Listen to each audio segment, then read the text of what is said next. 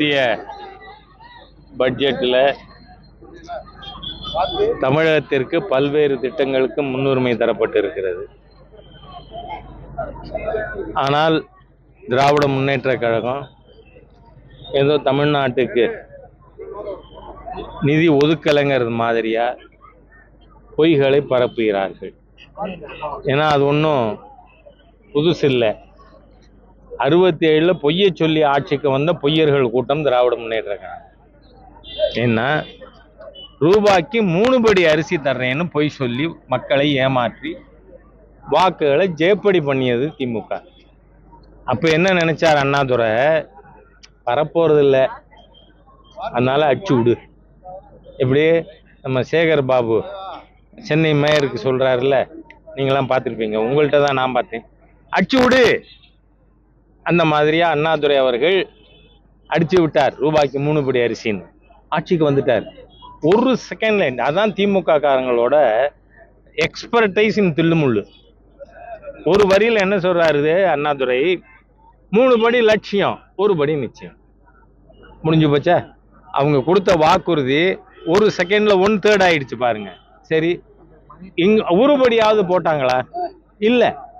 ஆகவே இந்த பொய்யர்கள், பிறவி பொய்யர்கள் மத்திய பட்ஜெட்டை பத்தி மோசமா பேசி கொண்டிருப்பது, அதுலயும் திரு தயாநிதி மாறன் அவர்களும் கவிஞர் கனிமொழியும் தமிழ்நாட்டு மக்கள் வரி கட்ட வேண்டாம்னு சொல்லுவோம்னு.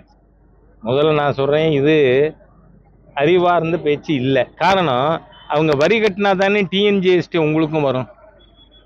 இல்லைன்னா நீங்க தனியா வரி வாங்க முடியுமா? இந்த நாட்டில் பாராளுமன்றம் அனுமதித்ததை தவிர வேற யாரும் வரி வாங்க முடியாது. அப்போ நீங்க எப்படி பேசுறீங்க? அறிவோடு பேசுறீங்களா? நான் என்ன சொல்றேன், இட் இஸ் a சேலஞ்ச். வரி கொடுக்காதேன்னு சொல்ல முடியும் நீங்களே, டூ இட். தமிழக மக்கள் வரி கட்ட வேண்டாம்னு தயாநிதி மாறனும் கவிஞர் கனிமொழியும் சொல்ல முடியுமா? அவங்களுக்கு துணிச்சல் இருக்கா? அந்த மாதிரி பேசினா இட்ஸ் எகெயின்ஸ்ட் கான்ஸ்டியூஷன். திமுக இருக்காது, திமுக ஆட்சி இருக்காது. அதனால இந்த உதாரணம்லாம் விட வேண்டாம்.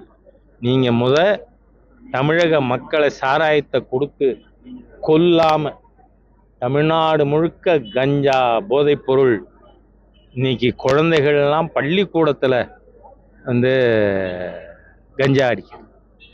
இந்த மாதிரியான ஒரு கலாச்சார சீரழிவு மக்கள்கிட்ட வந்திருக்கிறதுக்கு திமுக தான் காரணம். ஏன்னா ஒரு தலைமுறை குடினா என்னன்னு தெரியாத தமிழனை 1971 ஆகஸ்ட் 31 மது விலக்கை விலக்கி கொண்டு சாராயத்தை ஊற்றி தமிழனை குடிகாரன் ஆக்கினது கருணாநிதி. அதனால திமுக நீங்க திருந்துங்க. சும்மா இந்த செர்மனைசிங்லாம் வேண்டாம் அப்படின்னு நான் வன்மையாக எச்சரிக்க விரும்புகிறேன்.